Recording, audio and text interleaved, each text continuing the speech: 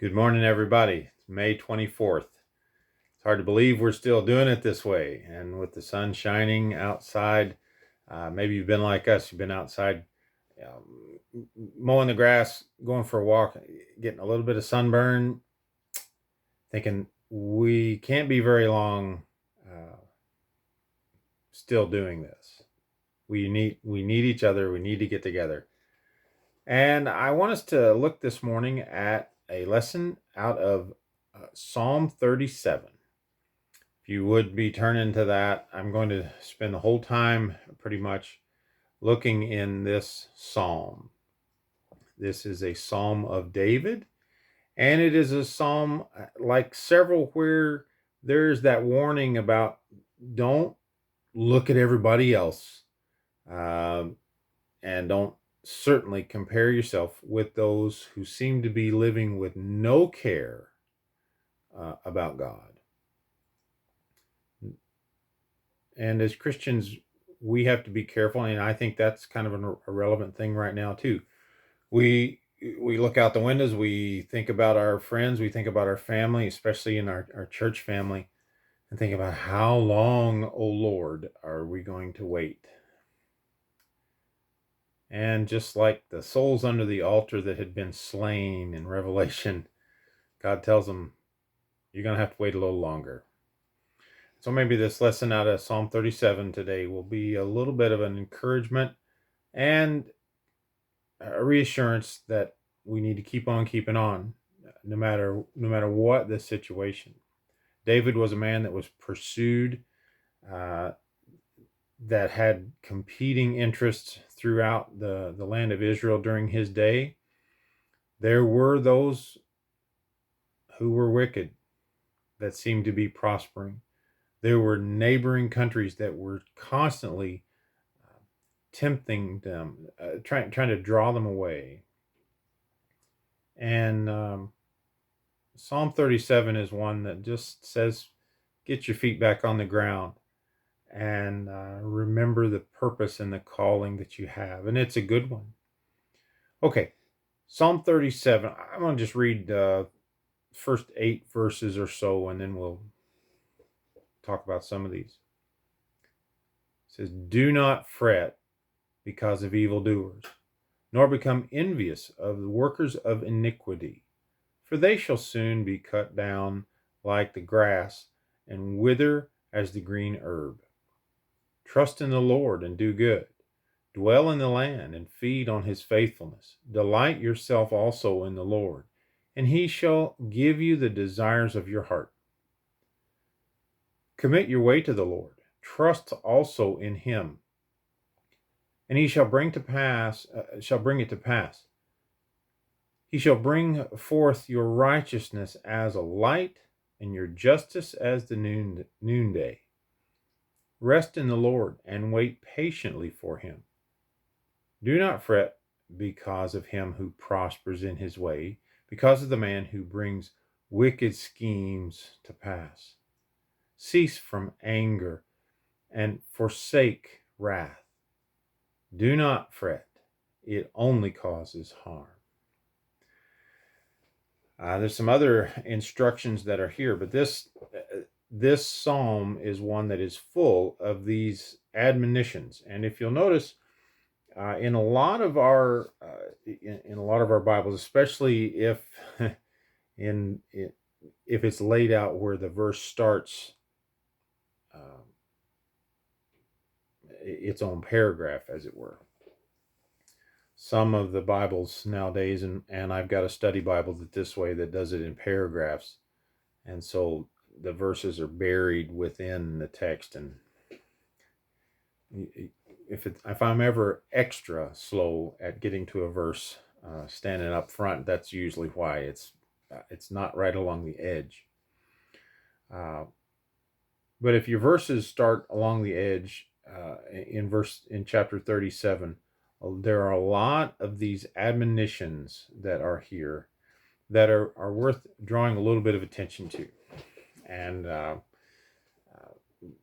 open up to Psalm 37 and look at these. And if you want to make a note of these, highlight them as we go. It's a good little list to keep track of. Well, the first one in verse 1 says, "Do not fret." Uh, Now, that's a very cultured word. Um, Talking about fretting, wringing your hands and worrying about something. And it starts off saying, "Don't fret because of evildoers." Down in verse 7, uh, halfway through the verse, he says, "Do not fret because of him who prospers in his way, because of the man who brings wicked schemes to pass." Verse 8, then, the second half of that says, "Do not fret, it only causes harm." What kind of things do we consume ourselves with if we're not careful? Do we fret about? Right now, uh, if you're online, you probably find yourself online, and there'll be articles coming by, political articles, COVID-19. Is this a big conspiracy? And there's all kinds of things in this life that come by to fret, wondering why those who don't care to live any kind of moral life, committed to any kind of uh, morals at all, why are they doing so well? Satan dangles that out there, and David reminds us, don't don't be so preoccupied with how somebody else is getting away with something. Uh, he reassures us that they're not. The Lord sees it. Down in verse 9, after he says, don't fret about evildoers. Down in verse 9, he says, "For evildoers will be cut off. Those who wait on the Lord, they shall inherit the earth. Yet for a little while, and the wicked shall be no more. Indeed, you'll look carefully at his place, it shall be no more. But the meek shall inherit the earth, and shall delight themselves in the abundance of peace. The wicked plots against the just, and gnashes at him with his teeth. The Lord laughs at him." I like that. Verse 13. "The Lord laughs at him, for he sees that his day is coming. The wicked have drawn their sword, and have bent the bow, and cast down the poor and the needy, to slay those who are of upright conduct. Their sword shall enter their own heart, and their bows shall be broken." David says there's a reassurance. There were wicked and evil people and wicked and evil times in the time of David. And there are times like that now, and things that can cause us to be unsure, maybe unsure of the future. Well, he says God sees it. And the things that aren't supposed to be, God will reckon with that. And they'll pass. The next admonition really goes along with that. Verse 3, he says, "Trust in the Lord." Now, that trust in the Lord probably branches out in a lot of different things here. Um, and it comes again down in verse 5, where it says, in the second part of verse 5, he says, "Trust also in him, and he shall bring to pass, and shall bring forth righteousness as the light, and your justice as the noonday." Trusting in the Lord is something that David, maybe at the time he's writing this, could speak about. There had been times with insurmountable odds, and God was with him, because David had committed himself to follow him.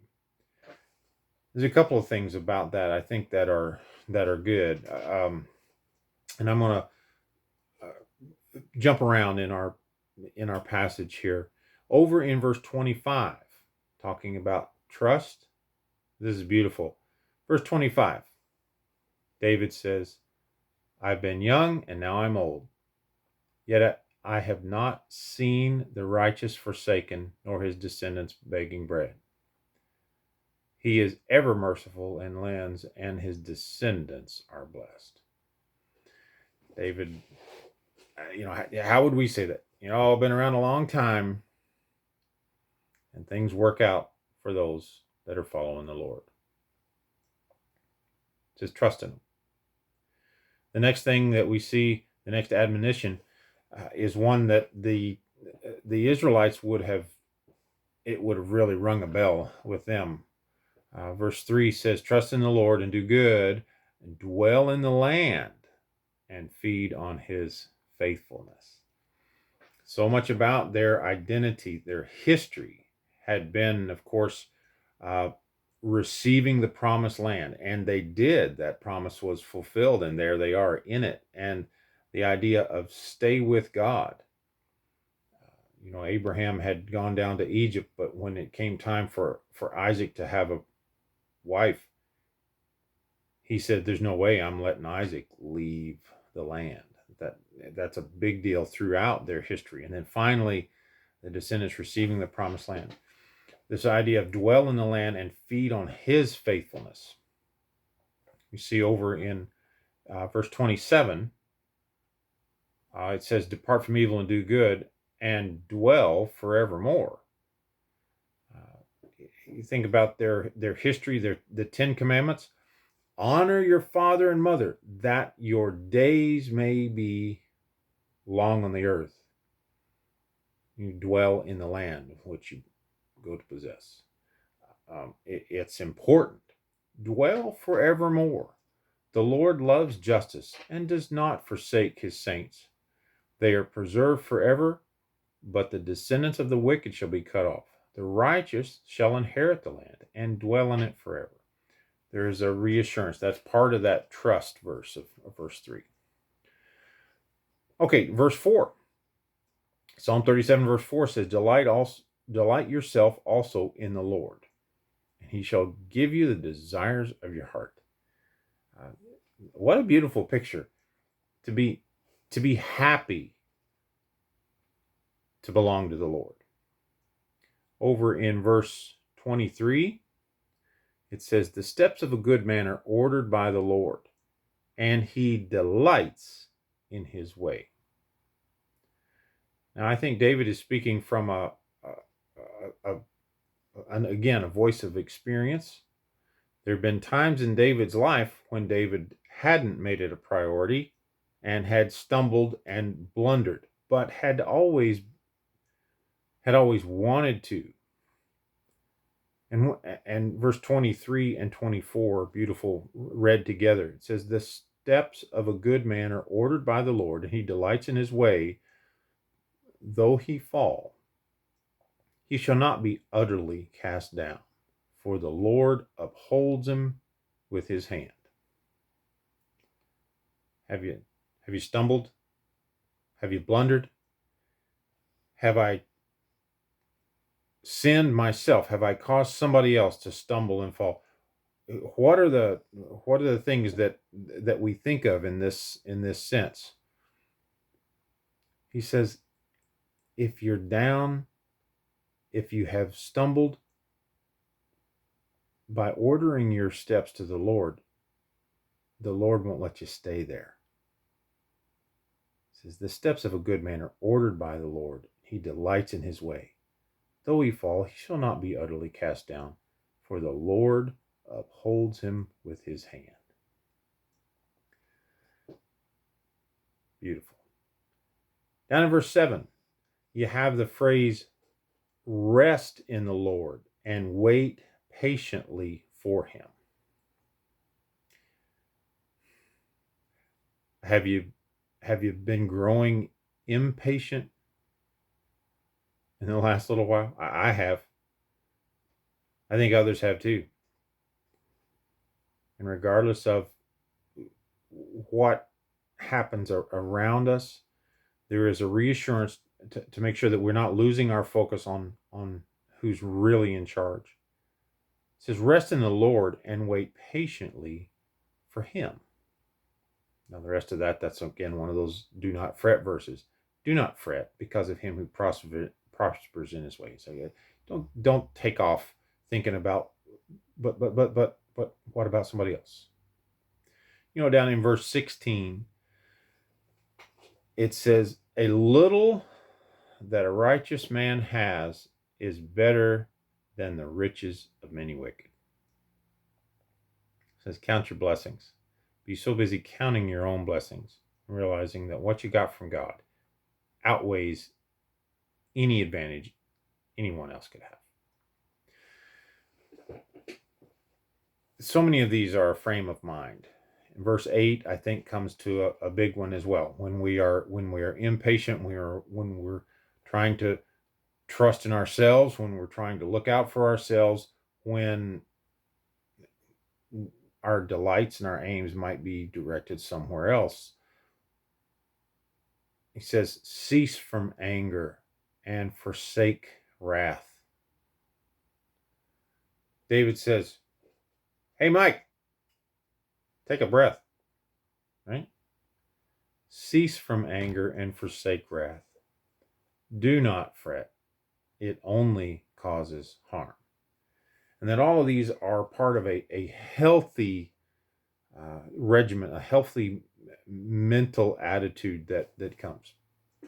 He then, in that section that we just read a second ago, goes into how those that it seems like things are working out for, or prosper, or why ever we notice them doing well and maybe be tempted to compare somebody else's doing well with our not, somebody else's abilities versus our lack of them, whatever. It says, I see it. I know what's going on. And he says, a little that a righteous man has is better than the riches of many wicked. So don't fret. Cease from anger. The next one, actually, I jumped down to verse 27. We looked at this verse already, but he says, depart from evil and do good. So that's kind of the next one after all of the explanation about good versus evil. When he says in verse 8, cease from anger and forsake wrath, the next admonition really is in verse 27, depart from evil and do good. And that makes sense. Be so busy looking out for others, doing what is good, doing what the Lord wants. You don't have time for the evil stuff. This is where he says, the righteous shall inherit the land and dwell in it forever. Verse 30 says, the mouth of the righteous speaks wisdom, and his tongue talks of justice. Does that sound like the song? Oh, be careful, little tongue, what you say. For the Father up above is looking down in love. So be careful, little tongue, what you say. Verse 31 says, the law of his God is in his heart. None of his steps shall slide. The wicked watches the righteous and seeks to slay him. The Lord will not leave him in his hand, nor condemn him when he is judged. It says, depart from evil and do good. That's what God wants. Then we have the hard one again. In verse 34, he says, wait on the Lord. Wait on the Lord. Whatever you're going through, it will pass. There will be a new day. There's so much on the news and everywhere else about what's going to be the new normal in the days ahead. And we don't know. He says, wait on the Lord and keep his way. There's a lot of things that physically we might be limited with what we're able to do in some of these health restrictions. And some of them are valid, as much as we don't like to say that. Some of them are valid. But nothing prevents us from, as individuals, being what we should be. I was looking, in fact, I was thinking about doing a whole lesson about Daniel in the lion's den and how Daniel was set up, baited and trapped because he was a man of prayer. And when he had heard that the order had come down that no prayer should be made except to the king, says that's when Daniel bowed his head and prayed. And it says, as his custom was. In a time when we are waiting, and what are we waiting on? We're waiting on the prime minister. Yeah. But he says, wait on the Lord and keep his way. Nobody's going to keep you from being what you need to be. Nobody's going to keep you from being a Christian. Nobody's going to keep you from following the Lord. And that's a beautiful thing about it. It says, wait on the Lord and keep his way, and he shall exalt you to inherit the land. When the wicked are cut off, you shall see it. I've seen the wicked in great power and spreading himself like a native green tree. Yet he passed away, and behold, he was no more. Indeed, I sought him, but he could not be found. He says, who are you really waiting on? He says, all those folks that seem to amount to much, one of these days you're not even going to find them. He says, who cares? Wait on the Lord and keep his way. The last admonition that's here is one that says, mark the blameless man and observe the upright. And there is where the difficulty comes sometimes. It seems like it's hard now. The people that we love and admire and draw encouragement from. And maybe right now we have to distance ourselves. And you know what? It brings joy just to see them, to see them across the road. Hey! And we long for that. He says, mark the blameless man and observe the upright. And throughout all of this, it's the idea of you be that one that's being watched, that's being observed, that's marked. Make a note of who's doing it. Make a note of who is honorable. Make a note of who is trying their best to be righteous. Not perfect, but upright. It says, for the future of that man is peace. But the transgressor shall be destroyed together, and the future of the wicked shall be cut off. It says, there's no future in those other guys. Pick those that are upright and humbly try to follow them.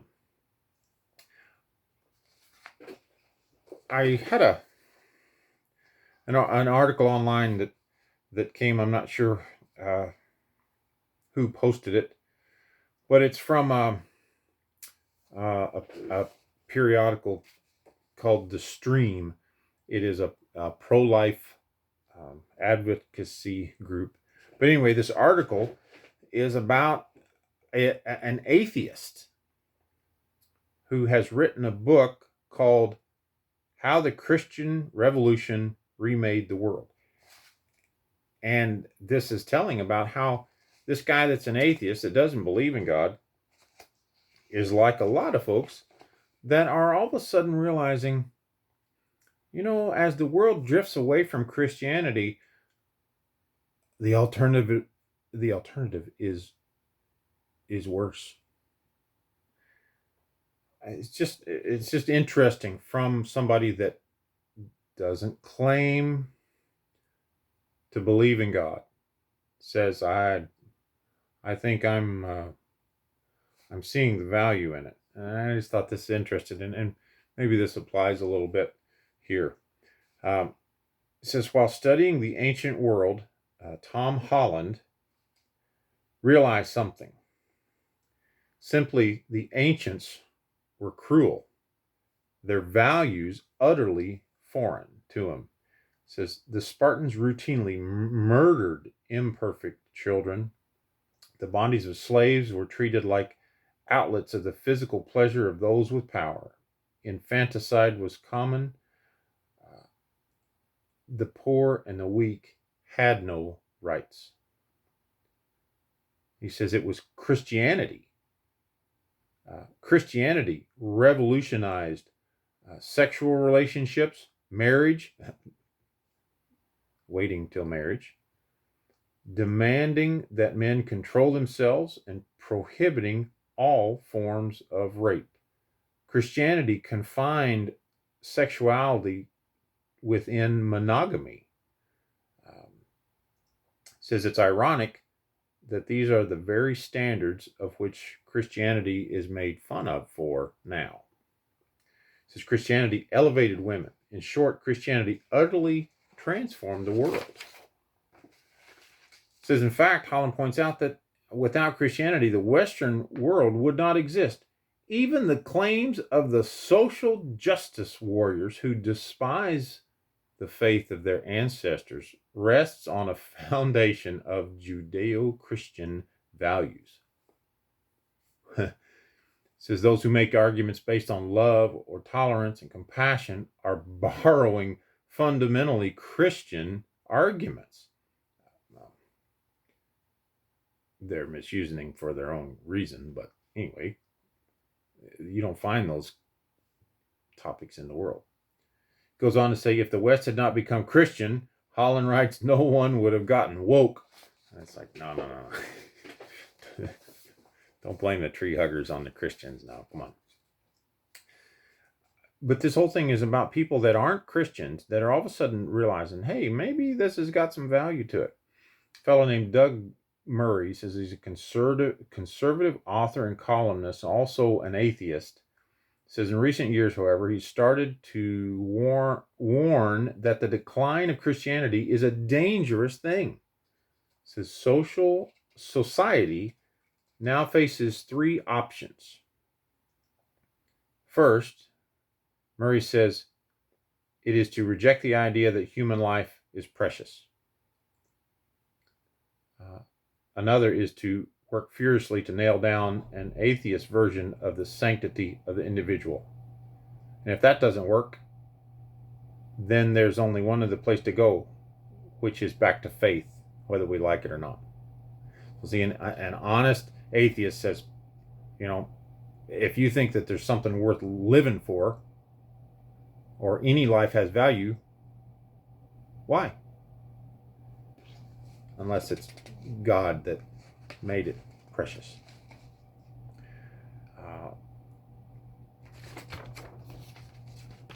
Quickly here, says that there's another guy that talks about Charles Murray, a social scientist and psychologist and an agnostic. So doesn't believe in God, doesn't want anybody to try to get him to believe in God. Says yet in an interview, he said that he believes that the North American society will not survive without a resurgence of Christianity. He said, you cannot have a free society with a constitution like the American one unless you are trying to govern a religious people. It doesn't work unless you have a standard of morality. That's what he's saying. There's all kinds of folks in this that are talked about that believe this. It says the phenomenon of atheists praising Christianity appears to be growing. It says, gone are the days when Christopher Hitchens, flaming atheist, and his fellow secularists raged against the poison of religion. It says even Richard Dawkins has now admitted that Christianity might have might be preferable to the alternatives. He once called for Christianity to be destroyed, and now he begrudgingly says that it has good effects on society. It's kind of, the irony abounds that even those that are atheists realize that there is a necessity for Christian people. Even if they don't want to live that way, they realize society needs to follow God, even in a general sense. It says these strange struggles also deliver a warning. It says without Christianity, we are headed into a thick and impenetrable darkness. Christianity gave us human rights. It gave us protection for the weak, compassion rooted in commands to love, forgiveness for enemies. It revolutionized the world. We are now in the process of undoing that revolution. This is, in fact, we are replacing it with a social and sexual revolution. We should look at what we are destroying before we carry on. We should ask why fences of morality were built before tearing them down. We should listen to the atheists, nervously telling us that Christianity is necessary. We should fight to ensure that our post-Christian culture is again a pre-Christian one.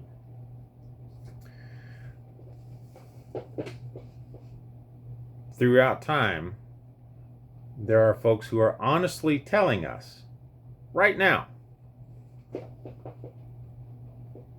that if you are a Christian and not feeling like it, not wanting to live that way, even the atheists are telling you, you need to be. And I think the instructions that David gives for us in Psalm 31 are important when he says, don't fret, trust the Lord, dwell in the land, and feed on his faithfulness. Delight yourself in the Lord, trust in him, commit to his way, rest in the Lord. Depart from evil and do good. Wait on the Lord. Mark the blameless. Observe the upright. We're still there. We still need to be there. Finish with the last two verses.